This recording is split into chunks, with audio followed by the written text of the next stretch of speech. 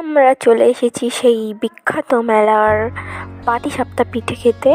November মাসের শেষ হতে চললো, আর এরকম সময় গুড়ের পুরের গরম গরম পাটিসাপটা পিঠে খেতে কারই না ভালো লাগে।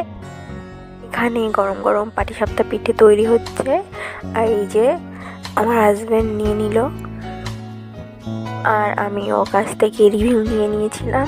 তা ও খেয়ে বললো যে খেতে খুবই অসাধারণ হয়েছে, আর সেটা তো ওর মুখের হাসি দেখেই বোঝা যাচ্ছে যে খেতে অসাধারণ হয়েছে।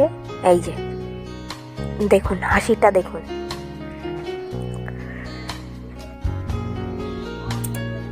এবার আমার ট্রাই করার পালা, তাহলে চলুন দেখা যাক, খেয়ে দেখি কেমন হয়েছে। তাহলে আমিও নিয়ে নেব একটা। এখানে তৈরি হচ্ছে, এই যে আমি নিয়ে নিয়েছি, নিয়ে একটু আবার ভিডিও করে নিলাম। হ্যাঁ, নিয়ে এবার ভিডিও করছি, করতে করতে এবার খাওয়ার পালা।